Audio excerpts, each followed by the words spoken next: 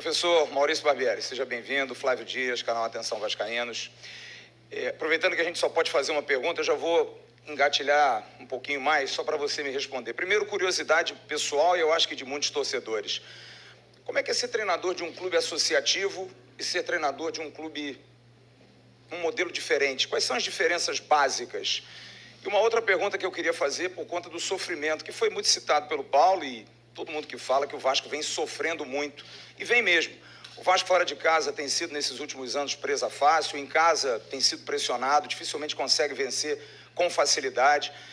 Qual é o segredo para fazer o torcedor do Vasco sofrer menos? Qual é a sua concepção de futebol, parte tática? Dá para ter um Vasco como antigamente, um time mais ativo, um time de marcação alta, de goleadores históricos como Edmundo, Roberto, Romário?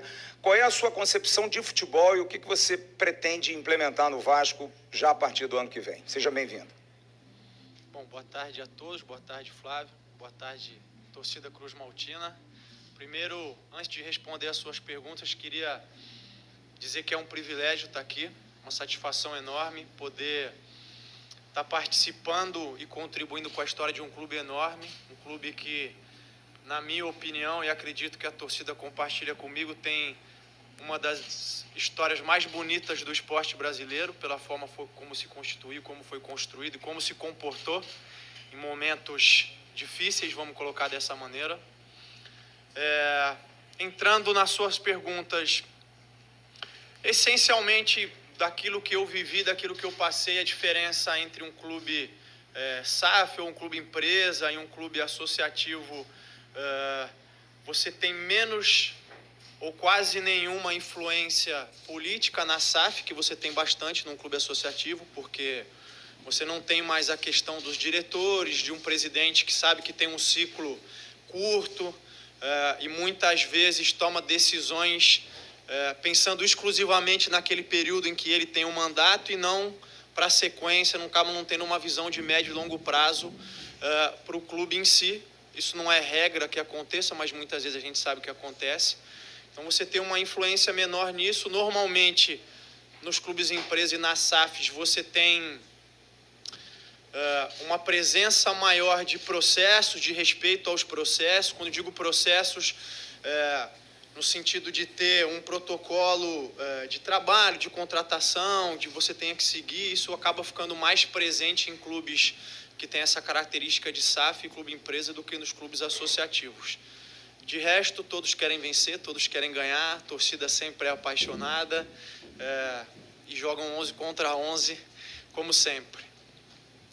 Em relação à segunda pergunta, a questão do sofrimento, primeiro eu queria dizer que mais um dos fatores que pesou para a minha decisão de estar aqui hoje é o fato de que a torcida do Vasco, mesmo passando por todo esse sofrimento que você citou, passando por momentos difíceis, sempre se fez uma torcida muito presente, sempre tornou a vida do adversário complicada, especialmente jogando em São Januário. E eu acho que isso demonstra uma força e caráter de uma torcida que, para mim, tem um peso importantíssimo. Então, poder estar à frente desse clube e estar representando esses torcedores, para mim, também é um motivo de satisfação e privilégio. Eu gosto, e foi o que eu procurei fazer nos meus últimos trabalhos, de ter uma equipe bastante agressiva.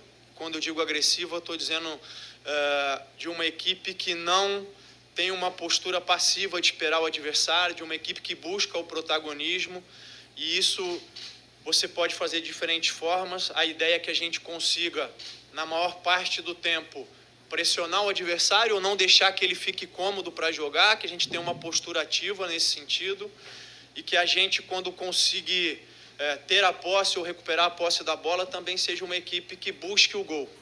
Por isso, a ênfase de ser uma equipe vertical, de procurar agredir o adversário, de procurar criar o maior número de chances possível. Agora, tudo isso que eu estou falando é num plano geral, né?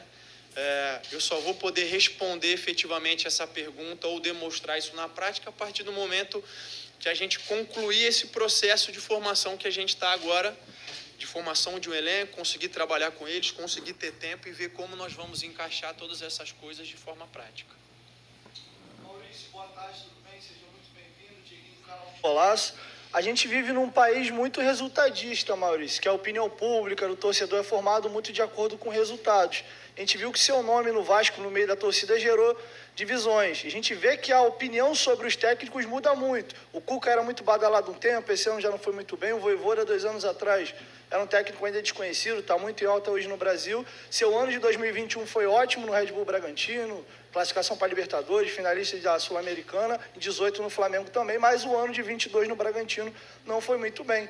Queria que você deixasse um recado para esse torcedor que está indo um pouco, com a opinião um pouco dividida, e também qual foi o motivo que fez o Maurício acreditar nesse projeto, que a gente sabe que você tinha outras propostas. Obrigado. Obrigado, boa tarde.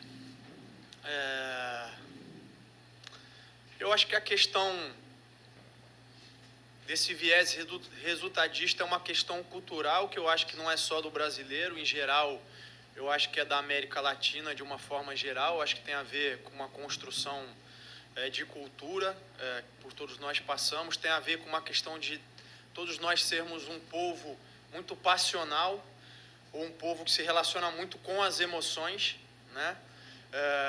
Isso é normal, o torcedor acaba influenciando o que ele pensa pelo que ele está sentindo, né? A gente tem uma maneira de viver que vai nessa lógica, então eu vejo como natural, entendo que seja assim. O ideal é que a gente consiga encontrar um equilíbrio entre as coisas, entre a questão da emoção e também da razão, e que nos permita, sobretudo, mais do que isso, criar condições para ter os resultados de forma consistente. O futebol é um esporte democrático no sentido de que você pode conseguir resultados rápidos quando as coisas se encaixam de forma rápida, mas isso não quer dizer que os resultados vão ser duradouros. Você pode demorar um pouco mais para conseguir os resultados e às vezes, ou que é o que a gente vai tentar fazer, é fazer com que no momento em que eles apareçam a gente consiga consistência de resultado. Então por isso eu falei da questão de um momento de construção, de um momento de reformulação. A ideia agora, e trocando isso com o Paulo, trocando isso com todo mundo, com o próprio Abel, é que a gente construa agora as bases para ter consistência de resultado e aí sair dessa gangorra de sofrimento que o Flávio citou um pouquinho lá atrás. Para isso, nós todos precisamos do apoio do torcedor, que o torcedor entenda esse momento de reconstrução, que não é uma coisa que vai acontecer da noite para o dia, que é algo que eu não posso oferecer um tempo específico, eu não posso dizer se vai levar 15, 20, 30 ou 40 dias, isso vai depender do processo, isso vai depender da dinâmica com que a gente vai conseguir imprimir no dia a dia, mas a ideia é que a partir do momento que a gente consiga essa base, a gente passe a ser extremamente competitivo, passe a ter os resultados com consistência. Bom, eu falei já da história, eu falei da torcida, e acho que isso por si só são fatores que já me fariam aceitar um convite do Vasco. Fora isso, a gente tem a chegada da 777, que vem para imprimir uma outra dinâmica ou para trazer um outro patamar de organização, de investimento, um projeto que tem uma perspectiva de médio e longo prazo, um projeto que pretende trazer de volta o Vasco ao lugar onde ele nunca deveria ter saído, que é estar sempre brigando na parte de cima, que é estar brigando por títulos. Isso foram fatores determinantes. Um outro fator determinante, sem dúvida nenhuma, é a presença do Abel Braga, porque é um profissional pelo qual eu tenho a maior admiração possível, é um profissional que abriu as portas para mim quando eu precisava estar fazendo experiência pelos cursos da CBF, ele abriu a porta, me recebeu sempre, me tratou super bem, é alguém que eu vejo que pode, não só a mim, mas a qualquer treinador da minha geração, pode acrescentar conhecimento, pode acrescentar experiência, e a questão da experiência é fundamental, porque experiência você só adquire vivendo, só passando, né, pelos momentos em si. E o Abel, além de ser um vitorioso, além de ser um vencedor, e a história dele diz isso, é alguém que tem uma experiência fantástica. Então isso pesou muito para eu estar aqui.